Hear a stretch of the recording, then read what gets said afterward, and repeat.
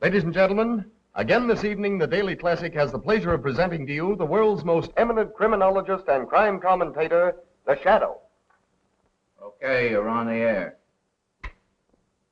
The Shadow speaks, bringing to you the latest news in the world of crime, prevention, and detection.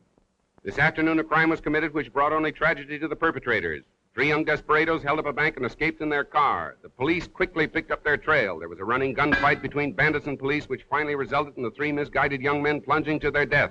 Once again is proved the truth of that old adage, crime does not pay. Well, friends, we have a distinguished visitor in our midst, but the news won't make the society page. Honest John is back in town. Honest John is one of the last of our old-time safecrackers. So if your strong box blows up with a loud bang, don't think it's the 4th of July. It may be old John celebrating his release from what he probably calls the big house or stir. Let us hope that the police commissioner Weston, whom we hear never misses one of our broadcasts, will keep an eye on Honest John. Hi there, Commissioner.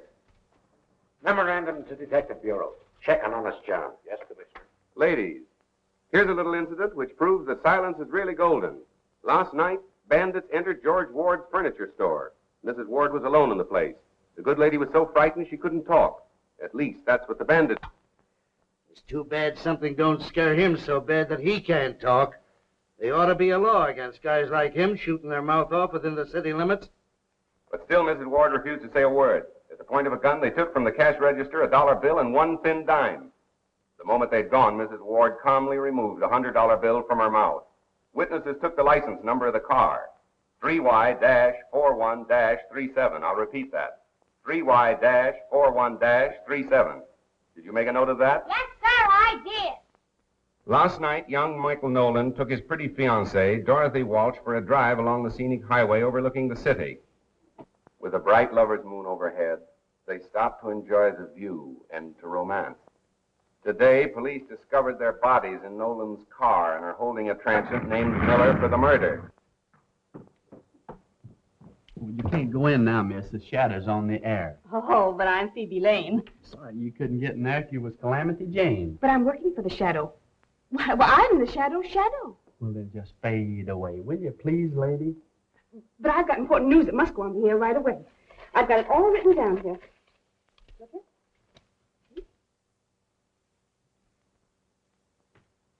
Last night in John Morgan's warehouse, not a creature was stirring, not even the watchman. What am I doing? This is my job. As Robert silently jimmied a window, they were greeted by cries of, "Get out, get out." They did. An hour later, when police stopped to investigate the open window, the parrot was still screaming, "Get out, get out." Ladies and gentlemen, there seems to be a slight disturbance in the studio.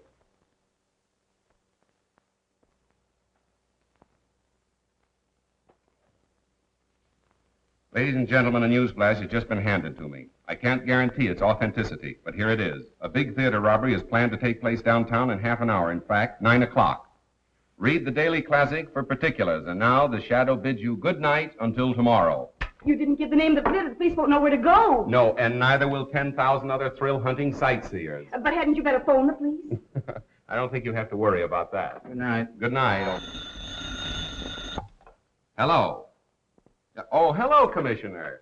It's the police. Yes, I have that, too. The Metropolitan Theater. The Metropolitan Theater.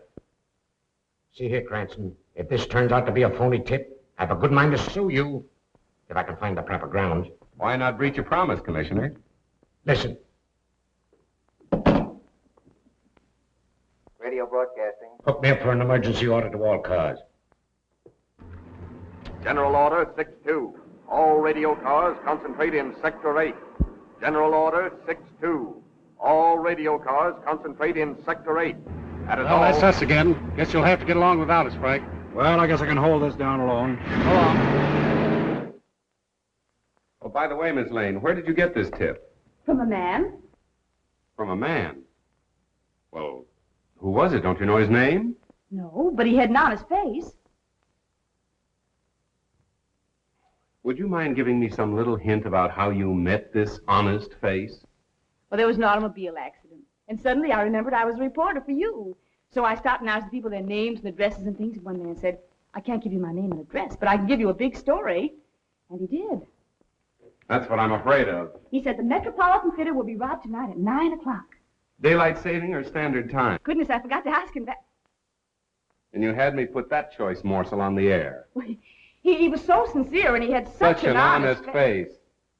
Well, you better spend more time awake. How did she get in? Well, I tried to stop her, but she scratched.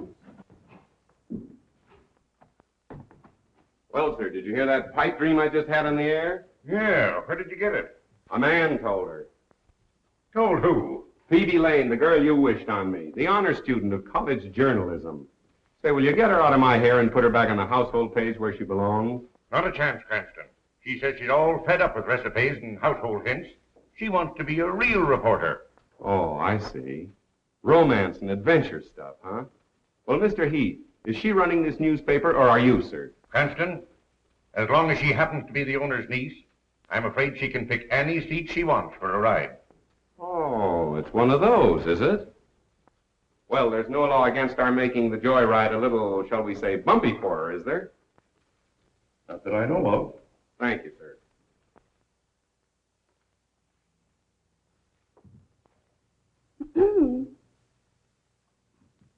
Ladies and gentlemen, this is Phoebe Lane, the real brains of the Shadow who thinks he knows all about crime. But the real crime of the age is the way he makes you think he's so smart, when it's really me that does the work all the time. Hello? I didn't see you. That's quite evident. I didn't mean what I said, Mr. Cranston. I hope you can forgive me. I wish I could forget you. Oh, if you think you're going to have Metropolitan Theater robbery without me, you're crazy. That is my story. Wait for Phoebe. Hello, Mr. Cranston. Now listen, Mo, you're a fine driver and all that, but you're not working for me. You mean I'm fired? No, but you will be if you insist upon calling me by name. Now remember, you're no good to me unless you don't know me. Okay, stranger. Where to? Metropolitan Theater. This is going to be thrilling, isn't it, Mr. Cranston? Yes, and dangerous, too, particularly for you. For me? Why? Well, when the crooks start shooting, it seems they pick off the girl first. I never knew that. Oh, a strange quirk in the criminal mind. Nobody seems to understand it. Oh, but I understand it.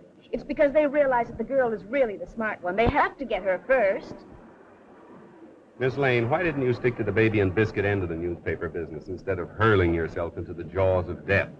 Because I'm tired of babies and biscuits. I want thrills, adventure, romance. Ah, but the household hint page is the place to find it. The home is the very symbol of romance. Oh, no, it isn't. The nearest I ever came to it was when a cross-eyed washing machine salesman tried to kiss me in a model kitchen. Young lady, you're impossible. Not if the right man comes along.